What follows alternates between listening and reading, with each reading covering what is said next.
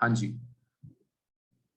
Clear बच्चों। तो radial node का मतलब होता है कि आर की एक ऐसी वैल्यू, रेडियस की एक ऐसी वैल्यू जिस पे इलेक्ट्रॉन के मिलने की प्रोबेबिलिटी 0 हो। समझ में आ रही बात? तो ये एक रेडियल नोड है, पूरा का पूरा ये जो रीजन बन रहा है एक फिक्स्ड आर के डिस्टेंस पे, वो एक रेडियल नोड है। ठीक है, तो कल शायद आप लोग कुछ पूछ भी रहे थे कि सर ये है ना डी में, शायद ऋषित ने पूछा डी जेड स्क्वायर में क्या नोड होगा, क्या वो उसको नोड बोलेंगे क्या, है ना, ये सब चीजें। ठीक है, तो उसको नोड नहीं बोलेंगे ऑब्वियसली। नोड्स, रेडियल नोड्स हमेशा बीच में आएंगे। कहाँ आएंगे? बीच में, 3D और 4D के बीच में, 4D और 5D के बीच में। ठीक है, अंडरस्टूड एवरीवन? शेप्स आप लोगों को समझ में आ गई थी? स्फेरिकल, डम्बल, डम्बल फिर 3 थे, P X, P Y, P Z.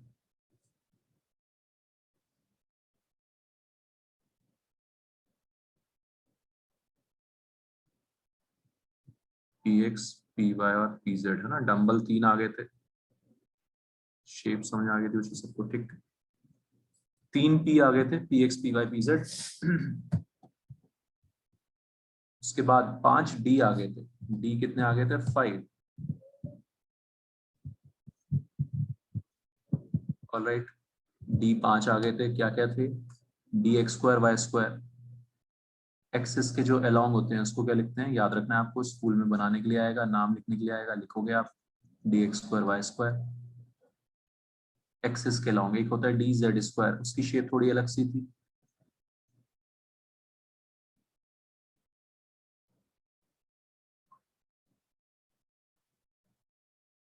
ठीक है, बीच में रिंग जा रही है ये।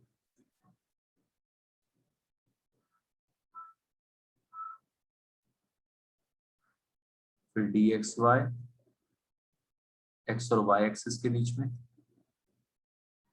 D Y Z. स्कूल में सिर्फ ये नाम लिखने के लिए आएंगे, है ना, नाम, और ज्यादा से ज्यादा बना दोगे आप, ड्रॉ कर दोगे इजीली, बस इससे ज्यादा कुछ नहीं पूछेंगे।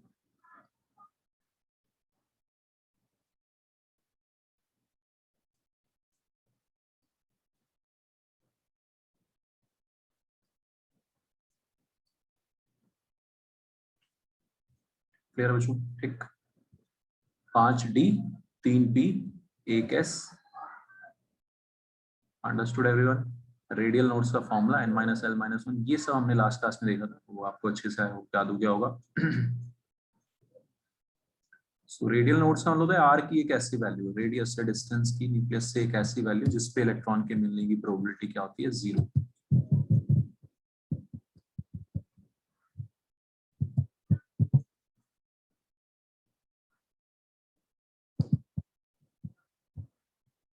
Alright everyone?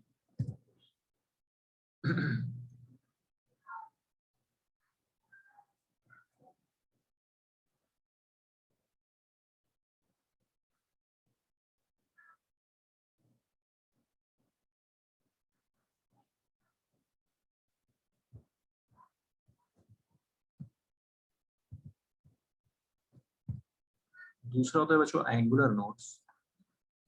एंगुलर नोड्स, इसका फॉर्मूला होता है सिंपल सा एल। एंगुलर नोड्स का सिंपल फॉर्मूला होता है एल। एंगुलर नोड्स होता है बेसिकली, एस में तो होगा ही नहीं, एस के लिए एल का वैल्यू कितना होता है? 0। अंडरस्टूड? एस में एंगुलर नोड कितना? 0। एल 0 तो एंगुलर नोड भी 0।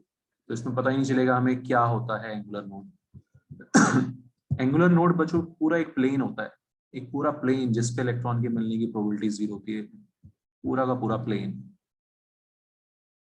एंगुलर नोड को नोडल प्लेन भी बोलते हैं। क्या बोलते हैं? नोडल प्लेन भी बोलते हैं। फॉर्मूला इसका एल।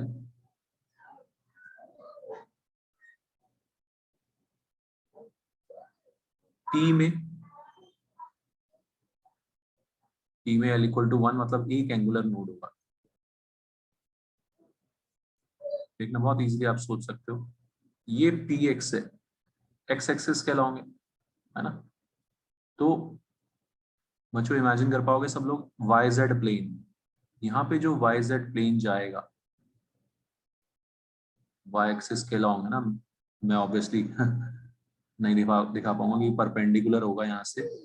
आप लोग वाई जेड प्लेन समझते हो सब लोग है ना, ऐसा एक प्लेन बीच से जो काट रहा है इसको पी एक्स को दो हिस्सों में, अंडरस्टूड, वाई के लॉन्ग। बताओ समझ में आ रहा है सबको? Any doubt? ऋषित क्लियर है ये? अदनब? तो समझ नहीं आया। ओके ठीक है, फिर से नोडल प्लेन। ऋषित तेरे को एक ऐसा प्लेन देखना है जिसपे इलेक्ट्रॉन की मिलने की प्रोबेबिलिटी जीरो हो, मतलब जहां पे ये इलेक्ट्रॉन डेंसिटी को हम कट ना करें। इलेक्ट्रॉन डेंसिटी जहां है, ये शेडेड रीजन जहां है वहां इलेक्ट्रॉन है, वहां पे इलेक्ट्रॉन की मिलने की प्रोबेबिलिटी जीरो नहीं है। ठीक है ऋषित? Yes sir. तो मैं बोल रहा हूँ बीच वाला प्लेन, ये एक्स एक्सिस के अलॉन्ग है दोनों लोब्स, इतना तो समझ में आ रहा है? ठीक है। वाई जेड प्लेन समझता है? वाई जेड प्लेन, ये जो प्लेन बनेगा परपेंडिकुलर, इमेजिन आपको करना पड़ेगा उसमें है ना, 3D में कैसे मैं इसको बताऊं, वो भी ऑनलाइन क्लास में कि ये जो परपेंडिकुलर प्लेन है जो इसको काट रहा है जेड एक्सिस के लॉन्ग वाई के लॉन्ग, एक प्लेन जो बीच से जा रहा है, जो है ना, जो दो टुकड़े कर रहा है इसके, ये जो लोब्स रखे हुए डंबल रखे हैं उसको बीच से काट रहा है, बीच से दो टुकड़े कर रहा है, आधा डंबल इधर आधा डंबल इधर। अब बताओ समझ में आया किसी किसको? यस सर, तो सर बस उस प्लेन को एंगुलर नोड बोलते हैं। उस प्लेन को एंगुलर नोड या नोडल प्लेन बोलते हैं। पहले मुझे बताओ सबको समझ में आया बच्चों? प्लीज किसी को डाउट हो तो पूछो यार, नंदिता, हरसिमरत, रौनक, प्लेन? नहीं sir. No, sir. Understood, very good. ठीक है साम्या, तो ये प्लेन, तो हमसे अगर कोई पूछे यार कि पीएक्स में नोडल प्लेन कौन सा है, तो हम क्या बोलेंगे? Y Z plane is the nodal plane, understood. P Y में, पी वाई में कोई पूछेगा, वो वाई एक्सिस के लॉन्ग है तो कौन सा प्लेन हो जाएगा ऋषित? एक्जेड प्लेन, जो ऐसे बीच से काट रहा है ना, xz plane will be the angular node या nodal plane, understood. Yes sir. P z में पूछेंगे तो x y plane, simple. P z के लिए अगर कोई पूछेगा तो x y plane will be the nodal plane. समझ आ रहा है बच्चों? सब में एक एक नोडल प्लेन है, सब में एक एक एंगुलर नोड है, P X P Y P Z, है ना। तो आपसे पूछा जा सकता है कि इनके लिए कौन सा नोडल प्लेन होगा, understood.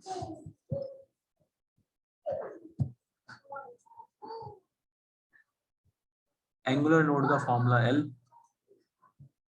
Radial nodes, radial nodes का formula n minus l minus one. तो टोटल नोड्स कितने हो गए? ऐड कर दिया दोनों को, n minus one, total nodes will be n minus one, understood.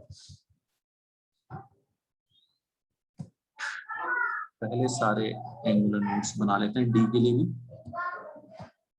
D में कितने आएंगे एंगुलर नोड्स? दो।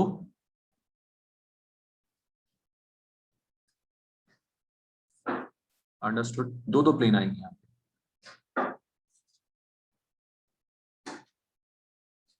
Sir angular node and l की वैल्यू इक्वल है। फॉर्मूला है ना, जैसे रेडियल नोड का फॉर्मूला क्या है Rishit? n minus. N minus l minus one. Angular node का फॉर्मूला क्या लिखा हमने? l। ये फॉर्मूला है एंगुलर नोड का, l। Okay sir. आ रही बात सुनिए?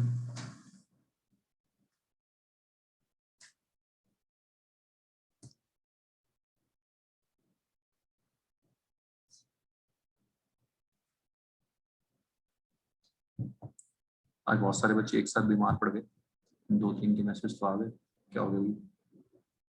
वेदर चेंज तो हुआ नहीं कुछ, चलो anyways. D X Y, D X Y में नोडल प्लेन बताओ कौन कौन से नोडल प्लेन्स होंगे। अब आपको नोडल प्लेन समझ में आ गया है तो कौन कौन से प्लेन्स होंगे नोडल प्लेन्स, बताओ मुझे सोच के।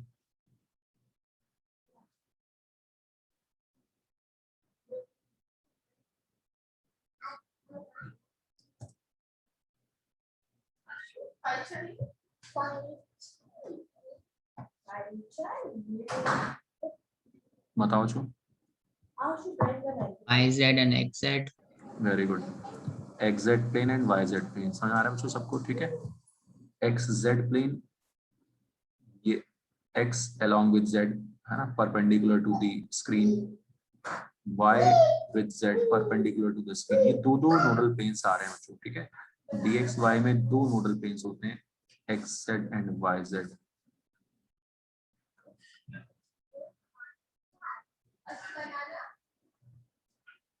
Understood everyone? बस ये आपको ध्यान रखना है ना। सीधे सीधे नोड्स क्या होते हैं? रेडियल नोड्स और एंगुलर नोड्स। दो टाइप के होते हैं, रेडियल नोड्स मतलब R और एंगुलर नोड्स मतलब एक नोडल प्लेन, पूरा का पूरा प्लेन। दो टाइप के नोड हो गए। Nodes is a region where probability of finding electron is zero, जहां पे इलेक्ट्रॉन के मिलने की प्रोबेबिलिटी क्या हो? जीरो। अंडरस्टूड? मतलब ये जो शेडेड रीजन है उसको टच नहीं करना चाहिए, उसको कट नहीं करना चाहिए, ऐसा रीजन हमें ढूंढना है।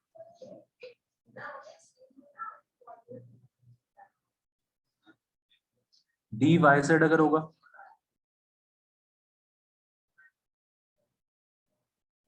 तो बताओ बच्चों कौन सा होगा? कौन से प्लेन्स होंगे? दो। XY and XZ. है ना, X एक्सिस के लॉन्ग में। Very good question. XY and XZ।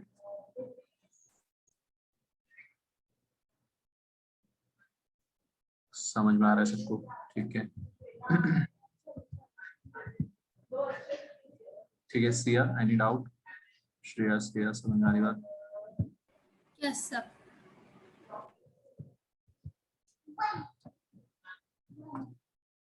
और ये तीसरा हमारा क्या क्या है? ये क्या X कौन सा बचा है? XZ है ना, XZ।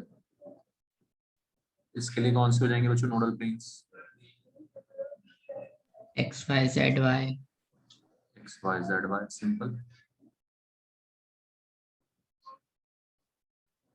तो सब में दो दो नोडल प्लेन्स आ रहे हैं। पूछ सकते हैं इंडिविजुअली कि बताओ भाई DXZ के लिए कौन से हैं होते हैं नोडल प्लेन्स, है ना। फंडा आपके दिमाग में क्लियर होना चाहिए यार, ऐसे प्लेन्स है ना, सिंपल है, जो उसको टच ना कर रहे हो, कट ना कर रहे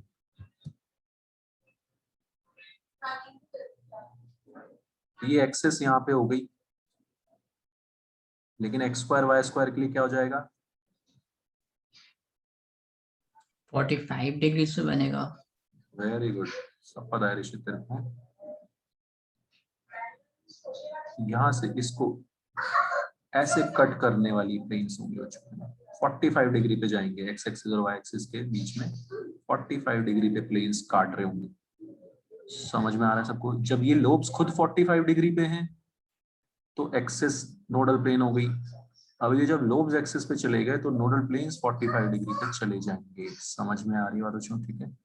So again two nodal planes, नाम नहीं है इनका, at 45 डिग्री। ठीक है, to the X and Y axis along Z axis, Z के along होंगे, Z प्लेन के along होंगे।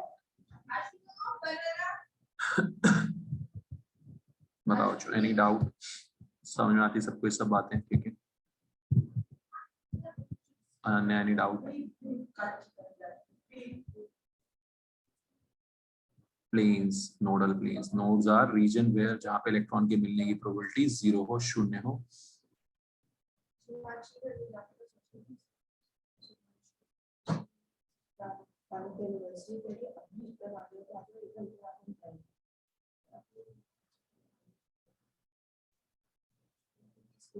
हम चलेंगे।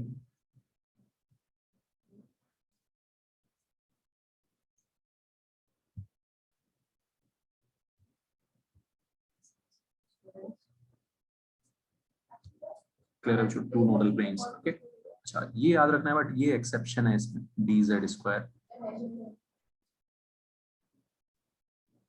DZ square is an exception. इसमें ऐसे कुछ खास प्लेन नहीं बन पाता क्योंकि अजीब सी शेप है।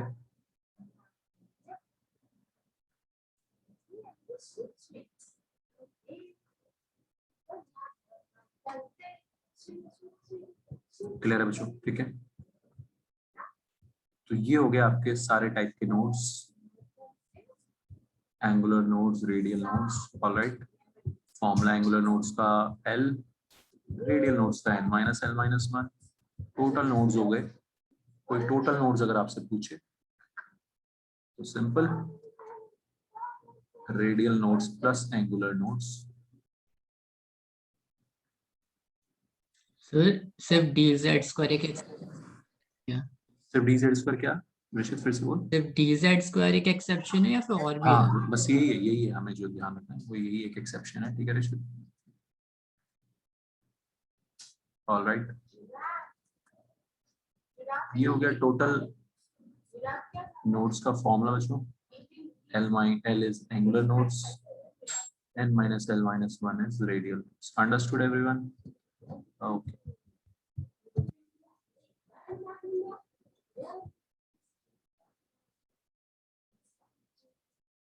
बस ना, तो स्कूल में तो ये सब चीजें की है ना, n-l-1 इसके लिए कितना है, ये सब क्या है, आसान आसान सी ये सब चीजें आपको पूछी जाएंगी।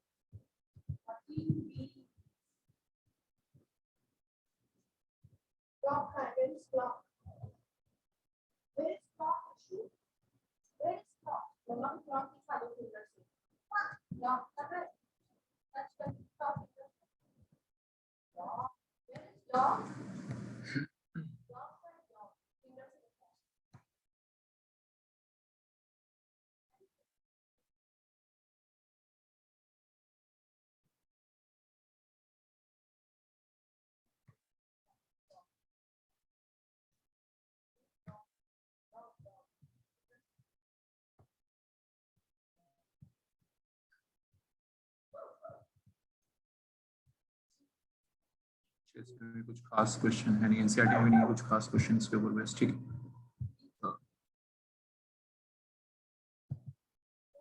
ओके। एक बच्चों कॉम्पिटिटिव एग्जाम वगैरह में ये साई स्क्वायर, साई होता है वेव फंक्शन, श्रोडिंगर इक्वेशन से आया है क्या, श्रोडिंगर इक्वेशन, ये हमें साई को बोलते हैं वेव फंक्शन। ये सब जो शेप्स वगैरह हैं वो सब इसी से आई है। साई स्क्वायर होता है probability density of finding electron, probability density of finding electron. Significance of psi square is it is probability density of finding electron. अब ये मैंने क्यों लिखवाया, इसका रीजन एक बार समझना ध्यान से। जहां पे psi square 0 होगा वो एक नोड होगा।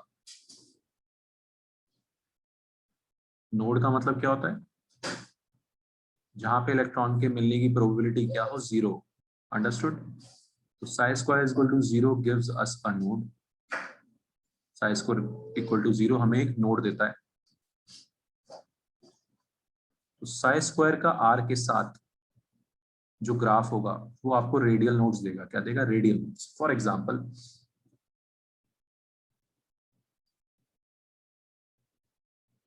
कुछ ऐसे कर्व्स मिलेंगे आपको कहीं कहीं पे बने हुए, है ना, कंफ्यूज नहीं होना है। उसका मैं थोड़ा सा मतलब समझाता हूँ कैसे आपको पहचानना है किसका कर्व है किसका कर्व है।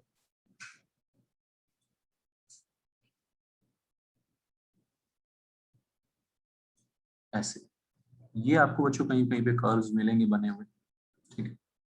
तो आपको ये देखना है कि कितनी जगह साई स्क्वायर का ग्राफ कट कर रहा है एक्स एक्सिस को, टप्पा मार के जा रहा है। कहाँ पे? क्या टप्पा मार के जा रहा है, टिप करके जा रहा है।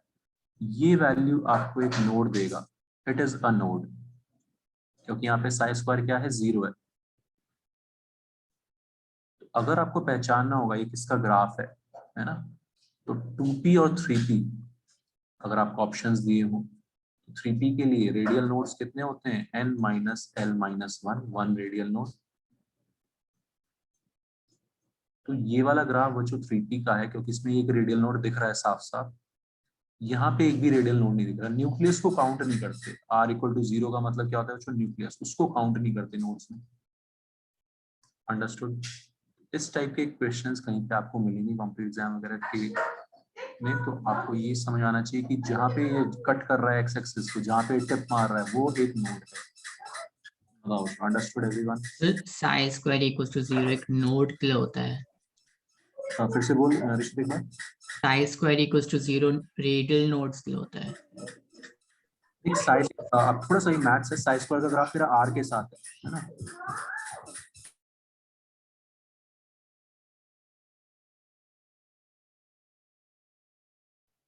साई स्क्वायर का ग्राफ तेरा आर के साथ है, ठीक है ऋषित? तो आर की वैल्यू नोड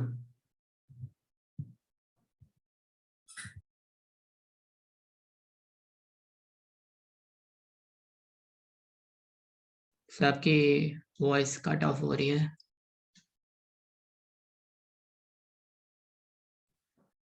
हाँ ऋषित, अब आ रही है बस। Yes sir. हाँ, मैं ये बोल रहा हूँ ऋषित कि ये साई स्क्वायर का ग्राफ जो है किसके साथ बना हुआ है, आर के साथ, ठीक है? रेडियल नोड्स क्या होते हैं, आर की वो वैल्यू जिसपे साई स्क्वायर की वैल्यू 0, समझ आ रही है मेरी बात? ठीक, तो ये ग्राफ तेरे को रेडियल नोड ही देगा ना। Okay sir. Got it? R की ये वैल्यू, इस वैल्यू के लिए, आर की इस वैल्यू के लिए साई स्क्वायर की वैल्यू 0 आ रही है, समझते हो ना बच्चों? तो ये थोड़ा सा मैथ्स मिला विला के ये सब चीजें बनती है ना, बहुत ज्यादा कंफ्यूज नहीं होना है, धीरे धीरे आपको क्लियर हो जाएगा। अभी नोट्स वगैरह समझ में आ गया आपको, है ना? अब इस टाइप के थोड़े से एडवांस लेवल के क्वेश्चन 2-3 बस डिस्कस कर रहे हैं, ठीक है? तो यहाँ पे जहाँ पे कट कर रहा है ये, वो एक रेडियल नोड देगा, बिकॉज ये ग्राफ साई स्क्वायर का आर के साथ है, तो आर की एक ऐसी वैल्यू जिसके लिए साई स्क्वायर की वैल्यू 0 आ रही है। Understood everyone? तो साई स्क्वायर और आर का जब ग्राफ होगा, ठीक है हरसिमरत, तो हमें वो देगा रेडियल नोड। ओके,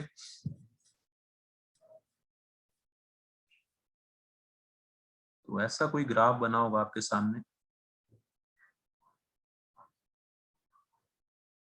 कितने रेडियल नोड्स है इसमें?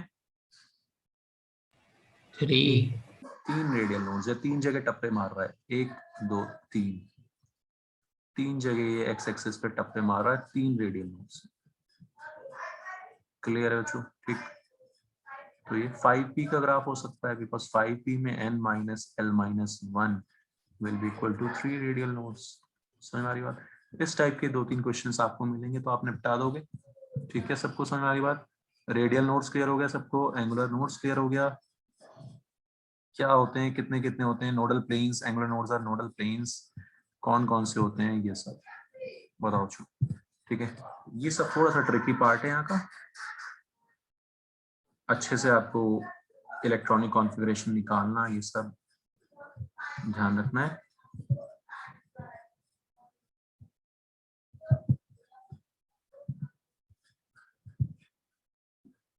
Clear everyone? ओके।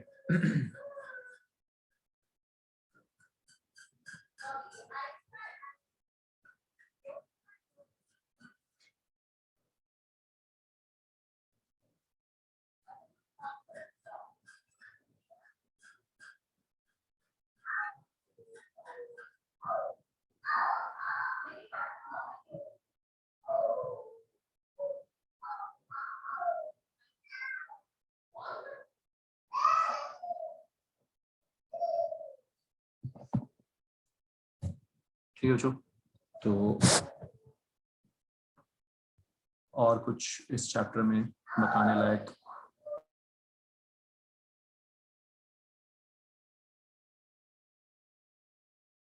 शायद हमने नहीं डिस्कस किया, ऑर्बिटल एंगुलर मोमेंटम, लास्ट चीज।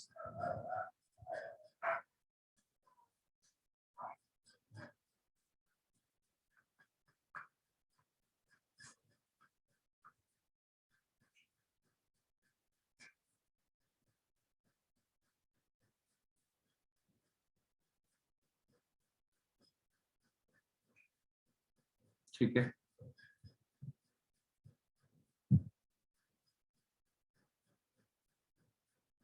ऑर्बिटल एंगुलर मोमेंटम, तो जो नॉर्मल एंगुलर मोमेंटम था वो तो बच्चों शेल्स की वजह से था, किसकी वजह से था? शेल्स की वजह से। अब ये ऑर्बिट्स में घूमने की वजह से भी थोड़ा सा एंगुलर मोमेंटम होता है, वो अलग अलग आएगा, पी के लिए अलग, डी के लिए अलग। तो ये लास्ट फॉर्मूला जो आपको याद रखना है, अगर कोई इलेक्ट्रॉन पी में है इसमें पी में, पी सबशेल में, और आपसे पूछे ऑर्बिटल एंगुलर मोमेंटम कितना होगा उसका, कुछ भी नहीं करना आपको, एल की वैल्यू क्या रख देनी है, उठा के 1 रख देनी है, फॉर्मूला बन जाएगा √2h/4π।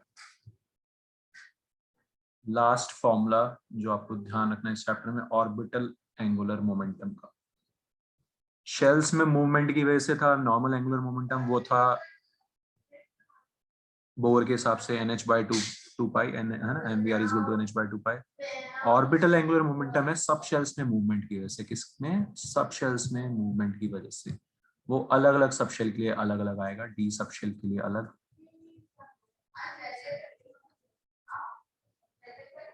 ठीक है, डी सब शेल के लिए अलग। कितना हो जाएगा डी के लिए, √2 × 2 + 1 यानी कि √6h/4π।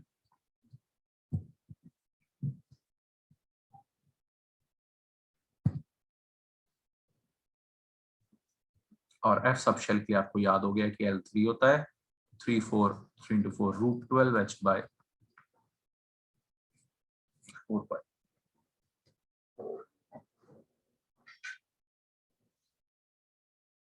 अंडरस्टूड। अरे ये एक सेकंड, सॉरी h/4π क्यों कर दिया मैंने, किस कंफ्यूज, h/2π है ना, ठीक है। एंगुलर मोमेंटम था mvr = nh/2π, और ये है √L × L + 1, √L × L + 1 h/2π।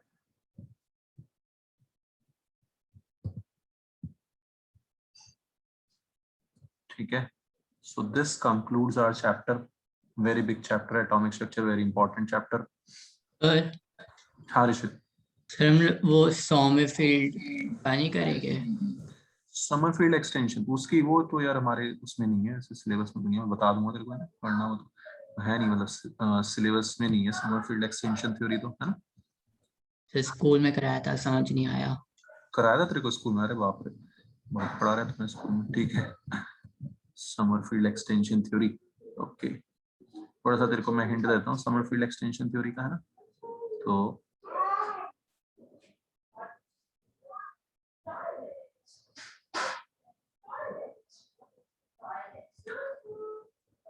तो समरफील्ड एक्सटेंशन थ्योरी में ये होता है, क्या बोलते हैं ऋषित, की जो हम ये मानते हैं कि वो सेंटर ऑफ मास के अबाउट रिवॉल्व कर रहा है ना। तो अभी इसलिए नहीं समझ आया होगा क्योंकि आपने फिजिक्स में सेंटर ऑफ मास भी नहीं पढ़ा होगा, है ना। तो सेंटर ऑफ मास के अबाउट चीजें रिवॉल्व करती हैं, ना कि सीधे सीधे न्यूक्लियस के अराउंड, ठीक है। तो जब सेंटर ऑफ मास के अराउंड चीजें रिवॉल्व करती हैं, तो न्यूक्लियस और इलेक्ट्रॉन का सेंटर ऑफ मास कहाँ लाई करता है, हालांकि न्यूक्लियस के पास ही लाई करेगा, लेकिन एग्जैक्टली न्यूक्लियस पे लाई नहीं करेगा, थोड़ा सा इधर की तरफ शिफ्टेड होगा, ठीक। तो उसके अराउंड जब चीजें रिवॉल्व करती हैं, ठीक है, इस न्यूक्लियस, ये जो सेंटर ऑफ मास होगा प्रेशर, ये चेंज होता रहेगा। जब न्यूक्लियस, सॉरी, जब इलेक्ट्रॉन यहाँ पे है तो सेंटर ऑफ मास यहाँ पे है, जब घूम के इलेक्ट्रॉन यहाँ आ जाएगा तो सेंटर ऑफ मास कहाँ जाएगा, यहाँ जाएगा। तो कहने का मतलब यह है कि इलेक्ट्रॉन की मूवमेंट के साथ साथ जो सेंटर ऑफ मास है वो चेंज कर रहा है, तो हम जिसके अबाउट मूव करना चाह रहे हैं वो चेंज करता रहता है, वो क्या करता रहता है, चेंज करता रहता है। समझ में आ रही बात ऋषि, समझ में आ रहा है। सर मतलब जैसे केपलर्स थ्योरी, केपलर्स हाँ वाला हाँ, अरे काम हो गया यहाँ पे अरे भी। तुम लोगों ने सब पढ़ रखा है, बिल्कुल सही बात है, केपलर्स थ्योरी की तरह, ठीक है। तो एक्चुअलिटी में जो हमारा सोलर सिस्टम है ना, वो भी इसी चीज पे वर्क करता है कि सन और जो है ना प्लैनेट्स होते हैं, उनके सेंटर ऑफ मास के अबाउट चीजें रिवॉल्व कर रही हैं, ठीक है। इलेक्ट्रॉन का मास काफी नेग्लिजिबल होता है, बट स्टिल जितना भी है उसकी वजह से इसका जो सेंटर ऑफ मास जिसके अबाउट रिवॉल्व करना है वो चीजें मूव करती रहती है। तो जो इसका सेंट्रल पॉइंट है जिसके अबाउट इसको रिवॉल्व करना है वो थोड़ा सा चेंज होता रहता है, मूव करता रहता है। यहाँ पे है तो अलग है, उधर गया तो अलग हो गया। इस वजह से एग्जैक्टली सर्कुलर मोशन नहीं आता, इलेक्ट्रॉन्स का, थोड़ा सा इलिप्टिकल हो जाता है ना, एलिप्स फॉर्म में चला जाता है, ओवल शेप समझ सकते हो, इलिप्टिकल चला जाता है, ठीक है ऋषित, समझ आया ये चीज। Yes sir. हाँ, तो इसलिए उसको बोलते हैं समरफील्ड एक्सटेंशन थ्योरी। उसमें जब हम कैलकुलेशंस करते हैं तो मास ऑफ ये न्यूक्लियस तो एक रिड्यूस्ड मास होता है, रिड्यूस्ड मास, उसमें जो कैलकुलेशन जब हम करते हैं तो रिड्यूस्ड मास के अकॉर्डिंग करते हैं, बट ये सब चीजें हमारे हैं नहीं ज्यादा सिलेबस में, पता नहीं क्यों पढ़ा दिया तुम्हारे स्कूल में, है ना। रिड्यूस्ड मास के अकॉर्डिंग फिर हम कैलकुलेशंस करते हैं। तो जब आप फिजिक्स में रिड्यूस्ड मास का कॉन्सेप्ट पढ़ लोगे, सेंटर ऑफ मास का कॉन्सेप्ट पढ़ लोगे, तो थोड़ा सा आप लोगों को ये चीजें फिर ज्यादा समझ में नॉर्मली कब कराते हैं ये? ये फिजिक्स में रिड्यूस्ड मास वगैरह ये आपको वहां पे आएगा। नहीं sir, summer field. Summer field है ही नहीं, सिलेबस में ही नहीं है। मतलब तू आईआईटी का सिलेबस उठा ले, है ना, अपना एनसीईआरटी उठा ले, वो उठा ले, कहीं पे भी हमारे सिलेबस से ये मतलब 11th-12th के बाद की चीज है, हायर थ्योरी है। ठीक है रिशित? Okay sir. 11th-12th के सिलेबस में ही नहीं है ये theory, summer field extension theory. वो ऐसे ही बस, है ना, बताने के लिए बता दिया होगा जनरल नॉलेज के लिए, बट ये है नहीं एग्जैक्टली सिलेबस में। General okay sir. तो आप है ना जनरल नॉलेज के लिए पढ़ सकते हो कि अच्छा ऐसा होता है। ठीक है,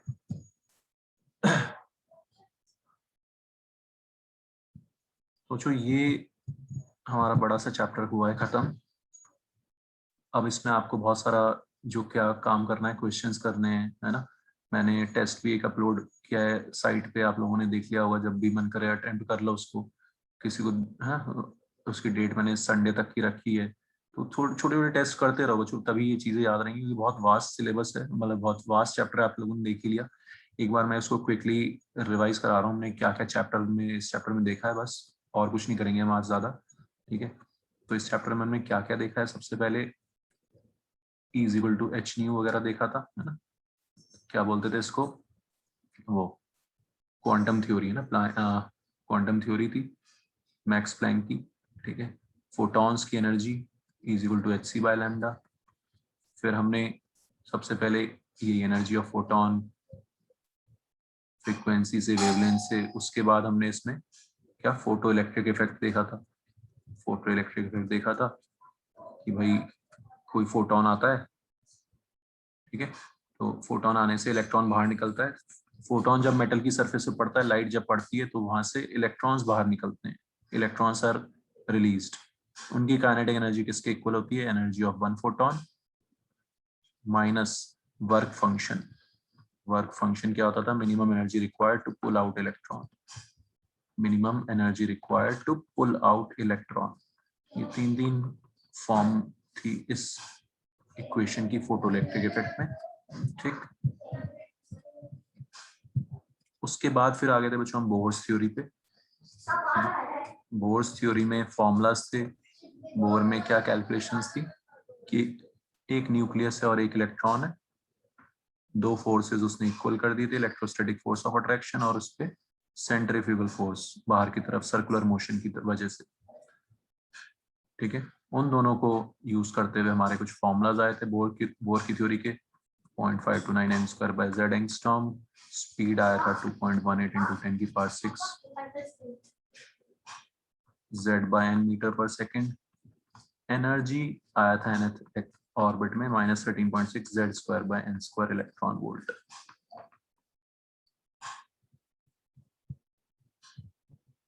क्लियर एवरीवन? तो ये सब करने के बाद फिर हमने हाइड्रोजन एटम कहानी देखी कि उसमें ग्राउंड स्टेट है जिसपे एनर्जी कितनी है -13.6, फिर फर्स्ट एक्साइटेड स्टेट है जिसमें एनर्जी -3.4, सेकंड एक्साइटेड स्टेट है इस तरह से, है ना।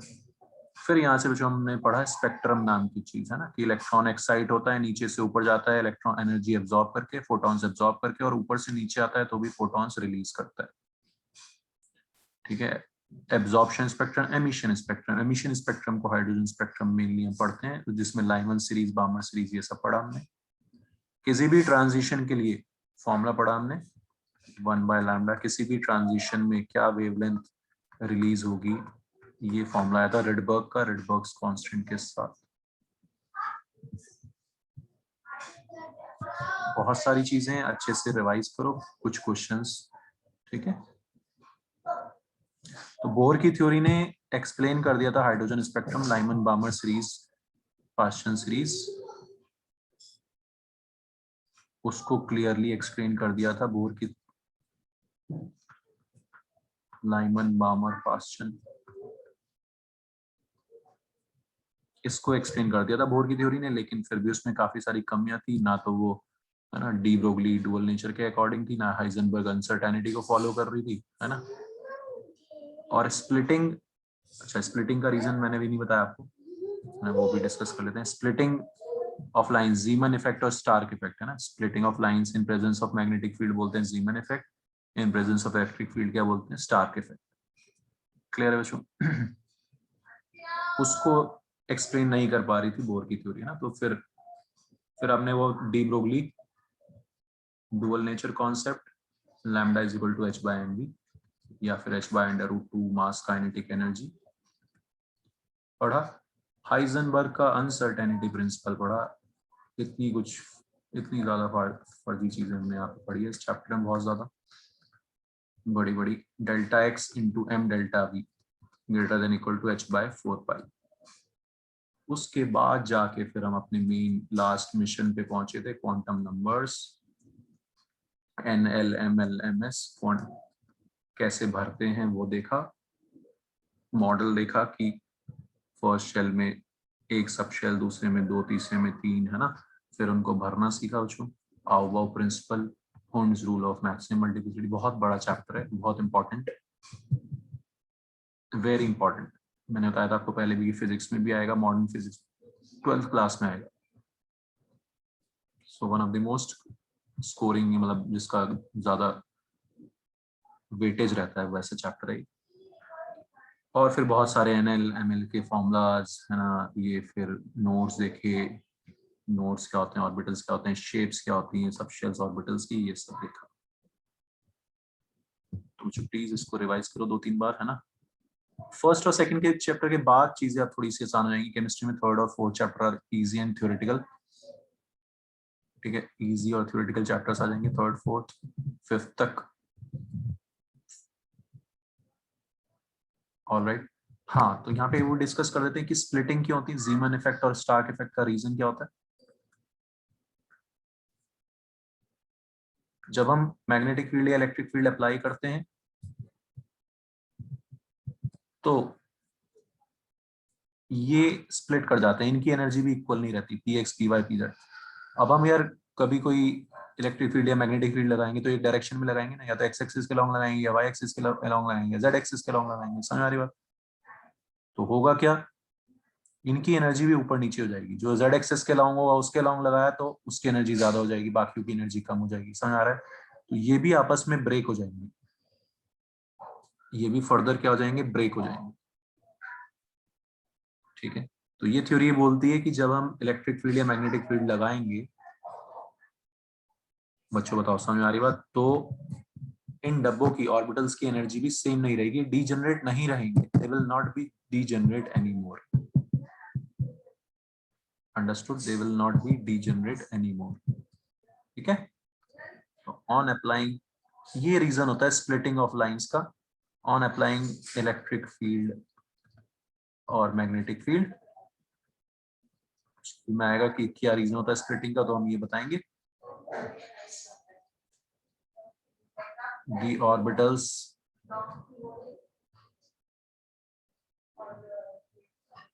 the energy of orbitals do not remain same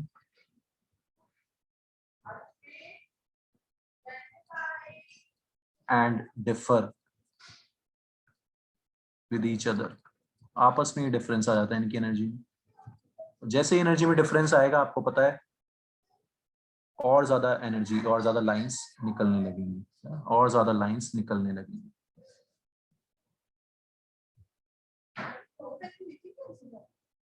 और ज्यादा लाइंस रिलीज होने लगेंगी। समझ आ रही बात? क्योंकि लाइंस कैसे बनती हैं, पहले लाइंस बन रही थी फर्स्ट सेकंड शेल से फर्स्ट शेल पे कूदना, थर्ड शेल से सेकंड शेल पे कूदना। अब इतने ज्यादा एनर्जी लेवल्स आ गए, कहीं से कहीं पे भी कूदो, pz से py पे कूदो, तब भी एक एनर्जी, तब भी एक रेडिएशन मिलेगा। बताओ जो समझ आ रहा है सबको? ऋषित क्लियर है? Any doubt? No, sir.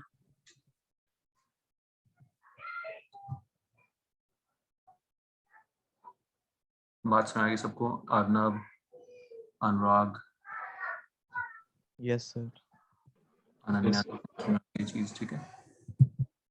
तो क्यों ऐसा हो रहा है? क्योंकि स्प्लिटिंग हो जाएगी। स्प्लिटिंग का मतलब क्या है? एनर्जी डिफरेंट हो जाएगी px py pz के लिए जब हम इलेक्ट्रिक फील्ड या मैग्नेटिक फील्ड अप्लाई करेंगे। इस वजह से ये इफेक्ट देखे गए हैं। ये सब एक्सप्लेन कर दिया। अब लास्ट बार फाइनल वाली थ्योरी ने कि ऐसा क्यों हो रहा है, वैसा क्यों हो रहा है, सारी चीजें एक्सप्लेन कर दी क्वांटम नंबर्स वाली थ्योरी ने। ठीक है बच्चों, अंडरस्टूड? तो ठीक है, आज थोड़ा सा मैं जल्दी छोड़ रहा हूँ क्योंकि कुछ बच्चे आज एब्सेंट हैं, 4-5 कम से कम, और आप लोगों का शायद मैथ्स का टेस्ट भी है ना। पढ़ो और आप बता दो शायद इस संडे भी फिर आप लोग डाउट्स कब करना चाहते हो ना। कुछ लोग हो डाउट भेज दोगे तो डाउट्स क्लास कर लेंगे हम कभी भी। ओके, फिर नेक्स्ट क्लास से हम नेक्स्ट चैप्टर पे पहुंच जाएंगे which will be third chapter, periodic table and periodic properties, है ना। तो यहाँ तक चैप्टर थोड़ा सा टफ है। सेकंड चैप्टर बहुत सारी चीजें इसमें याद रखो, इसको फॉर्मूलाज हैं बहुत सारे। अब इसके बाद इजियर चैप्टर्स में थर्ड फोर्थ थियोरेटिकल चैप्टर सीधे सीधे दो तीन चीजें ध्यान रखनी बस। ओके, एनी डाउट नहीं तो आज फिर हम क्लास जल्दी खत्म करते हैं। एंजॉय, ठीक है, चलो बाय।